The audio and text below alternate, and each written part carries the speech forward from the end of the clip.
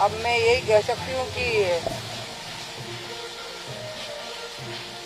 इससे ये समझ में आता है कि पूर्वजों के लिए और परंपराओं के लिए वो कितना छोटा भाव रखते हैं, कितना अपमानजनक और कितना खिल्ली उड़ाने वाला भाव रखते हैं, इसकी निंदा करते हैं।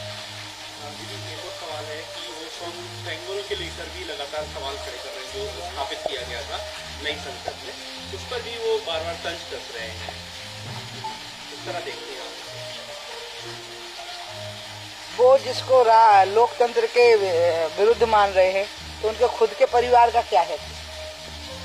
वो एक मंत्री के बेटे हैं, मुख्यमंत्री के, उनकी पत्नी चुनाव लड़ी है, इसलिए उन्हें तो सेंगोल के बारे में बोलने का अधिकार ही नहीं है, क्योंकि वो स्वयं लोकतंत्र को नहीं मानते, वो तो परिवारवाद को मानते हैं। तो परिवारवाद भी एक प्रकार का राजतंत्र है।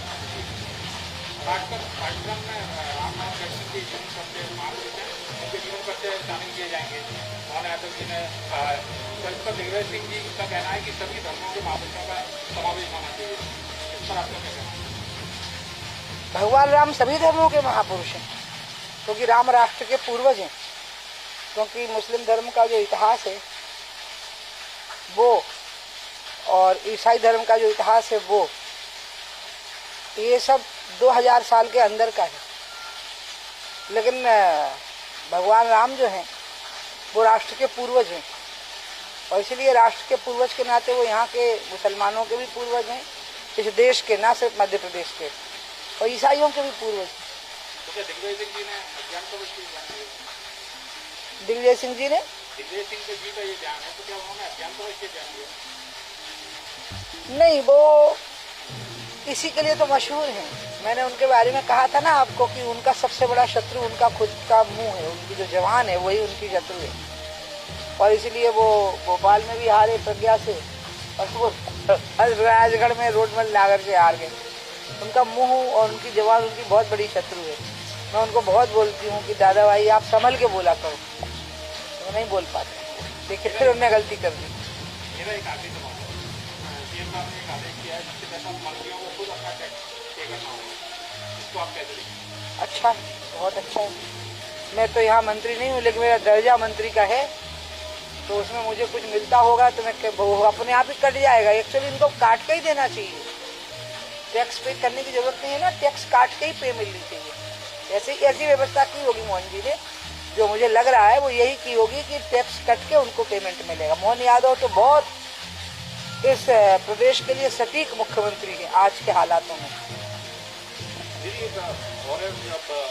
ओवैसी शपथ लेते हैं तो फलस्तीन के जयकारे लगाते हैं, इसे आप किस तरह से देखते हैं? देखिए, वो भगवान का नाम लेते ना, मतलब अपने भगवान का।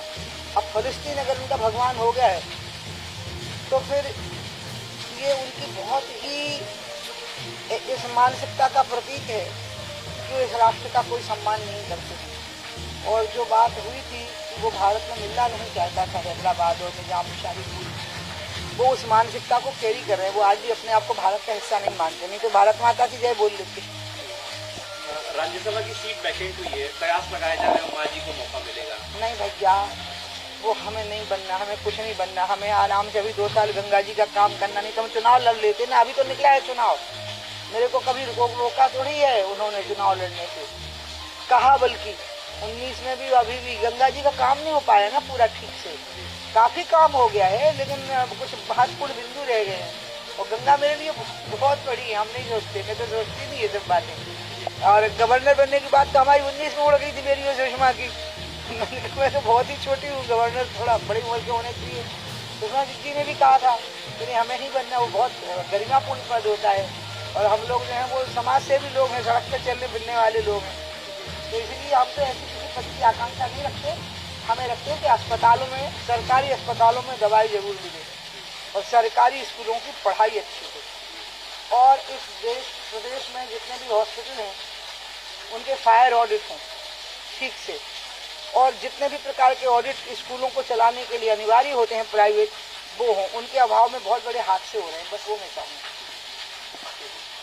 एक और बात है कि नाम आ रहे हैं गृहमंत्री पूर्व नरोत्तम मिश्रा, जयवान सिंह पवैया, ये लोग कतार में है। क्या लगता है कौन आपके लिए, आपको क्या लगता है अनुकूल कौन है गृह मंत्री नरोत्तम मिश्रा भी काफी कोशिश कर रहे हैं, पूर्व गृह मंत्री जो है।